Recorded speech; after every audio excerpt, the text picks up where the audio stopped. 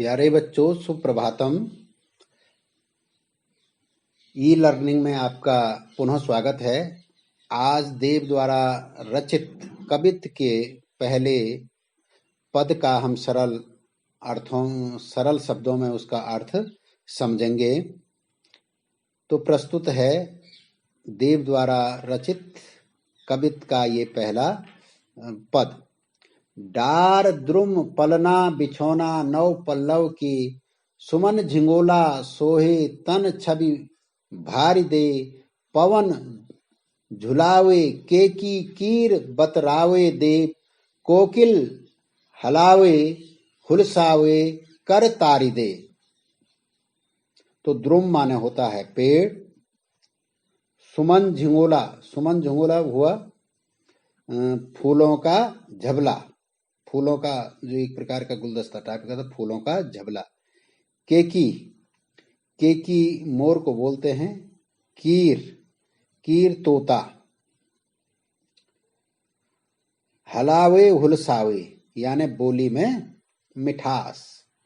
तो इन पंक्तियों में कवि ने बसंत के आगमन की तुलना एक नवजात शिशु के आगमन से करते हुए प्रकृति में होने वाले जो परिवर्तन है उस रूप में दिखाया है कि जैसा नवजात बच्चा जन्म लेकर के आता है तो इसी प्रकार से प्रकृति में भी परिवर्तन होते हैं। इस रूप में दिखाया गया है कि जिस तरह परिवार के किसी नए बच्चे के आगमन पर सबके चेहरे खिल जाते हैं, उसी तरह प्रकृति में बसंत के आगमन पर चारों ओर रौनक छा जाती है। डार द्रुम पलना बिछोना नौ पल्लव के, सुमन झिंगोला सोहे तन छवि भारी दे।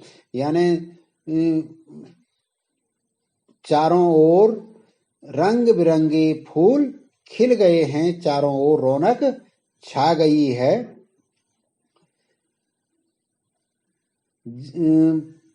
जिस तरह बल परिवार में किसी नए बच्चे के, नए शिशु के आगमन पर सबके चेहरे खिल जाते हैं, उसी तरह प्रकृति में बसंत के आगमन पर चारों ओर रौनक छा गई है। और प्रकृति में चारों ओर रंग बिरंगे फूलों का खिला हुआ है। और इस फूलों का खिला हुआ देख करके ऐसा लगता है बल मानो प्रकृति राजकुमार बसंत के लिए रंग बिरंगे वस्त्र तैयार कर रही है। यानी चारों ओर, क्योंकि बसंत के मौसम में चारों ओर रंग बिरंग होते हैं, फूल खिलते हैं, सुगंधित हवा चलती है, तो प्रकृति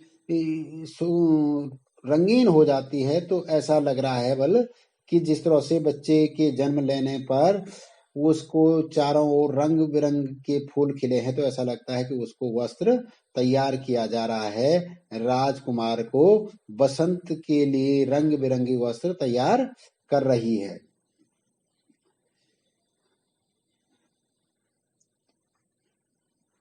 ठीक वैसे ही जैसे घर के लोग बालक को रंग बिरंगे वस्त्र पहनाते हैं, ऐसे चारों ओर बसंत के मौसम में दिखाई दे रहा है। पेड़ों की डालियां नए नए पत्ते में खिल गए हैं। कवि कह रहा है कि पेड़ों की डालियों में नए नए पत्ते निकल आने से वे झुक गए हैं, वो झुक जाते हैं। और मंद मंद हवा के झोंके से डालियां ऐसी लगती हैं जैसे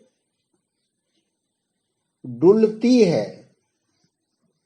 कवि कह रहा है कि मंद हवा के झोंके से वे डालियां ऐसे हिलती डुलती हैं जैसे घर के लोग बालक को झुलाते हैं। यानी बच्चे को जिस तरह से झुलाते हैं, उसी तरह से बल ये पेड़ में पत्तियां आ जाती हैं, वो झुक जाती है, मंद मंद हवा आती है और हिलती डुलती है। तो ऐसा लगता है कि जैसे बच्चे को हिला डुला रहे हों।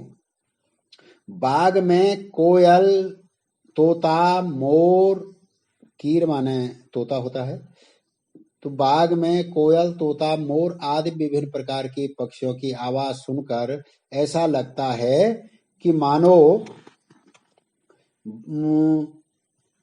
वे बालक बसंत जी के बहलावे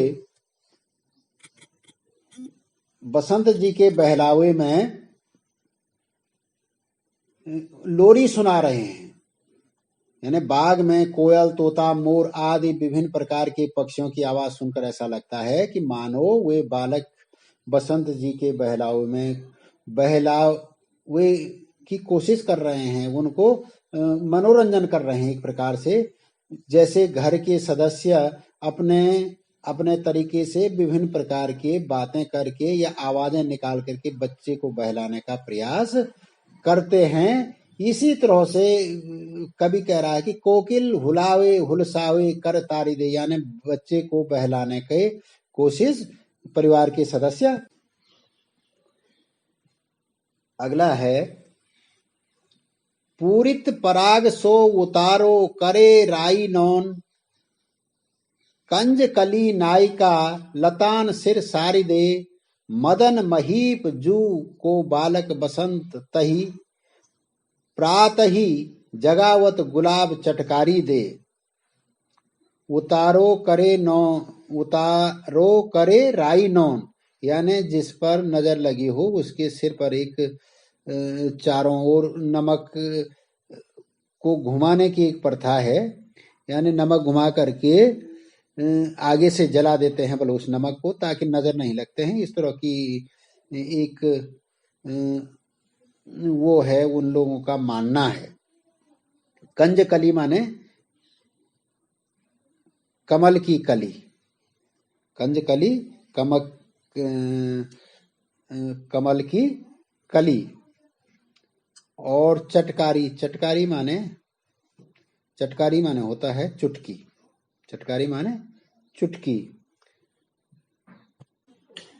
तो इसमें कवि कह रहा है कि कमल के फूल भी यहाँ वहां खिलकर अपना सुगंध बिखेरते नजर आ रहे हैं चारों ओर, यानी बसंत के सुगंधित हवा चल रही है, तो चारों ओर सुगंधित हवा के आने से ऐसा लगता है कि हवा चारों ओर बिखर गए हैं। वातावरण में चारों ओर विभिन्न प्रकार के फूलों की सुगंध इस तरह व्याप्त रहने लगती है कि जैसे घर की बड़ी बूढ़ी राई और नून, राई नौन लिखा है ना, उतारो करे राई नौन, तो घर के बड़ी बूढ़ी राई और नून नमक जलाकर बच्चे को बुरी नजर से छुटकारा दिलाने का टोटका करती हैं, कि यानी उसको नमक और राई को बच्चे के चारों ओर घुमाते हैं और आगे से उसको जला देते हैं ताकि उस पर नजर न लगे। इस तरह का ऐसा प्रतीत हो रहा। बल बसंत ऋतु में सुबह सुबह गुलाब की कली चटक कर फूल बनती है। अब सुबह सूरज आया, सूरज आने के बाद गुलाब की कली खिली तो ये फूल बनती है।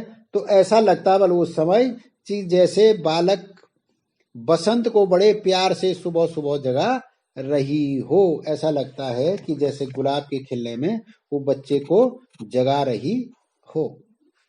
इस तरह का दृश्य लग रहा है। घर के सदस्य बच्चे के बालों में उंगली से कंघी करते हुए या कानों के पास धीरे से चुटकी बजाकर उसे बड़े प्यार से उसको सहलाते हैं, उसको जगाते हैं, बड़े प्यार से जगाते हैं ताकि वह कहीं रोने न लगे। यानी बच्चे को बड़े उसके कानों पे जाकर चुटकी बजाते हैं, बड़े लाल प्यार से उसको जगाते हैं ताकि कहीं वह रोने न लग जाए। इस तरह का दृश्य कह रहा है कि कभी इस शुभ समय लग रहा है। ये बसंत के दृश्य में बसंत के आगमन पर कवि कह रहा है कि बसंत का आगमन एक नवजात शिशु के आगमन की तरह है। इस तरह से ये पहला कवित्त समाप्त होता है। आप इसको बार बार पढ़ेंगे तो इसका अर्थ